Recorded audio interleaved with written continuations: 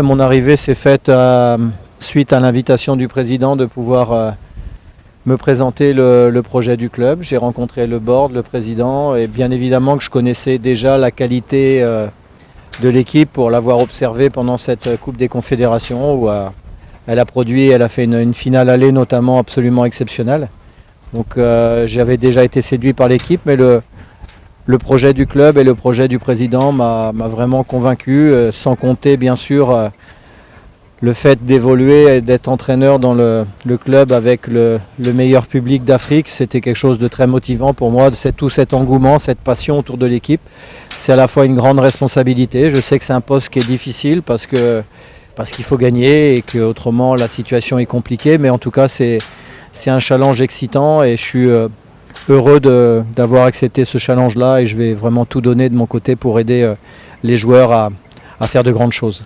Ouais, c'est ce qui est formidable, autant de passion, encore une fois, avec le meilleur public en Afrique et un des meilleurs publics au monde. Quelle ferveur, je veux dire, en tant qu'entraîneur, on fait ce métier-là pour vivre des choses fortes. Entraîner de très bons joueurs, c'est déjà quelque chose d'extrêmement plaisant et avoir la chance de vivre de grandes émotions. Il faut beaucoup se battre. C'est un travail qui est difficile parce qu'il y a une pression au quotidien. On sait très bien qu'il y a forcément des critiques, il y a forcément des choses difficiles, mais si on ne veut pas être dans un club avec autant de passion, on choisit autre chose. En ce qui me concerne, j'ai choisi ça parce que je me reconnais beaucoup J'ai connu cette ferveur en tant que joueur à l'AS Saint-Étienne en France, où les couleurs vertes étaient également présentes. Donc ça me rappelle un petit peu cet engouement et cette nécessité de tout donner sur le terrain. Comme je l'ai dit, il y aura peut-être des jours un peu moins bons, mais je veux vraiment que les supporters se reconnaissent dans cette équipe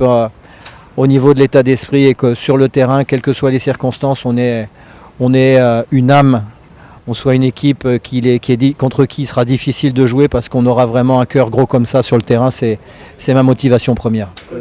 C'est le but, c'est-à-dire comme je l'ai dit aux joueurs, aujourd'hui ils ont montré qu'en Coupe des Confédérations ils sont capables de gagner. Maintenant, mon ambition, c'est de leur apporter un petit plus, en toute humilité, mais avec beaucoup de motivation, de les amener à devenir des joueurs capables de concourir dans quelques temps en Champions League et de revenir au plus haut niveau africain par le biais de la Champions League. Donc c'est effectivement ma motivation d'apporter ce plus au niveau de l'équipe pour permettre aux joueurs de franchir un palier.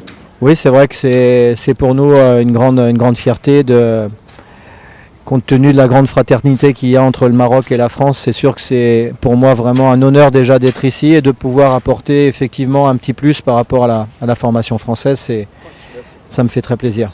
Je les remercie, c'est pas à moi de les remercier pour leur soutien parce que je sais qu'on est ici supporters du Raja et on l'est à vie et ça se transmet de génération en génération. Je veux juste qu'ils comprennent qu'étant passé par un club comme Saint-Étienne, c'est quelque chose que je vis pleinement, tout à fait. Je comprends cette notion de popularité, je comprends cette notion d'exigence, je comprends les supporters et qu'ils sachent en tout cas que je vais me donner, comme je l'ai dit hier, corps et âme pour permettre à nos supporters d'être fiers de leur équipe sur les mois qui viennent.